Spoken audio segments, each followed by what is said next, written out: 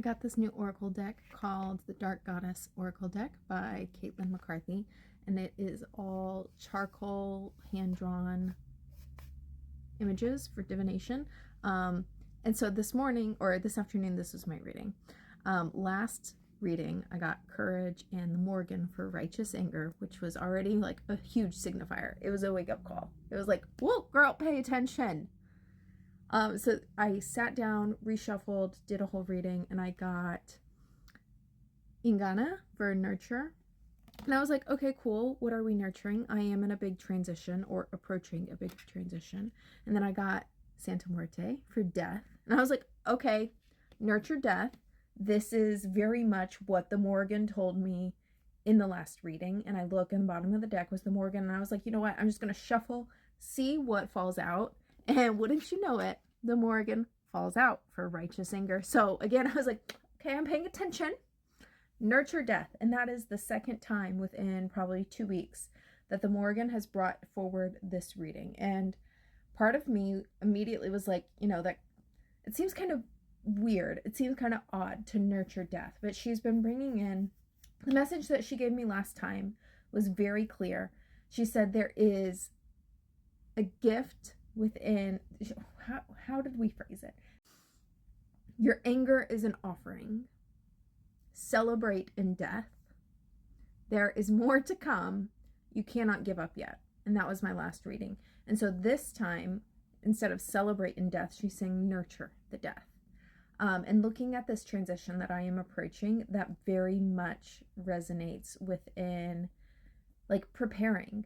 Not only am I grieving and letting go, but I am building and creating for the future. And so it's all mixed up in this moment.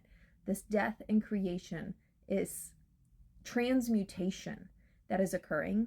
And so I really haven't connected with the Morrigan much, but I know that she's reached out to me a few times. So I thought I would just tap in and see if I could channel a message for the collective, for me, if you're sticking around.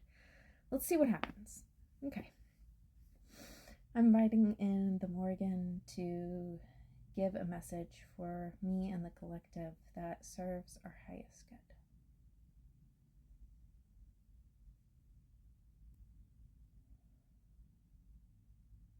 Welcome, dear ones. There is nothing to fear, for death gives way for rebirth. This is the cycle of nature. Many of you who have worked with me or have witnessed other accounts of me have realized that I celebrate death. There is something on the horizon, bubbling up to the surface, a revolution, if you will. And that revolution requires death. This revolution will require you to kill the parts of yourself that would cling to the past, that would stay behind in situations that restrict or do not serve you. You must be willing to make the tough calls. You must be willing to face death. There is something brewing, and I am here for you when you are ready.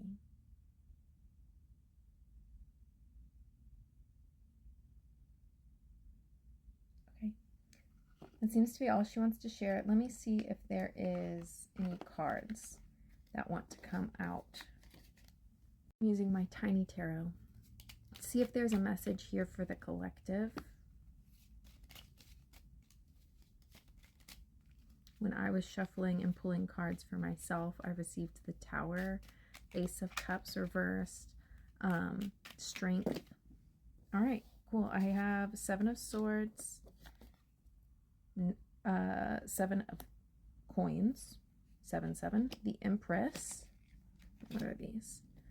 I have 4 of Swords in reverse, along with 9 of Wands, 2 of Coins in reverse, and the Star. So many of you may be feeling into this, like the 7 of Swords and 7 of Coins here is giving me like release and rebuild, but these are happening simultaneously. That is the energy of transmutation, of alchemy, bringing in the Empress. Even if this is challenging, even if you are having moments of doubt, confusion, angst, all of these crazy emotions that are coming up right now. Just continue to clear your head. That's the message that I'm getting. Lean into your alchemy skills. Clear your head, clear your head, clear your head. And while you have been in an energy or stage of hermit mode, rest, recalibration, that is beautiful and wonderful, but now this is being tempered with it's time to move.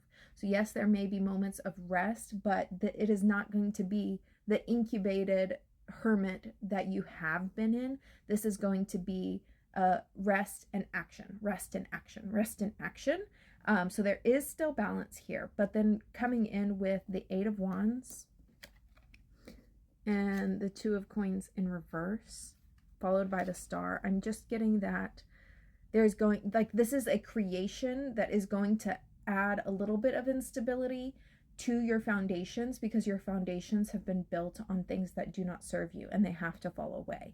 And so while you're in the midst of feeling this instability, of taking action based on faith, of leaning into the Empress of Alchemy, know that there is hope, and just have faith. Continue to have the faith.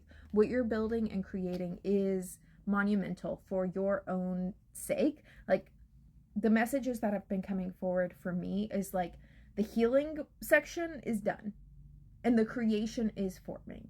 And so if you are a new earth leader, it is time for you to begin the creation. And that might mean creating your own home space, so that when the time comes for you to expand, you're ready. You're ready for that. So this doesn't necessarily mean go out and, do whatever your life purpose is in goal right now. You don't have to get on a stage if you're not being called. But if you are, I would listen to that.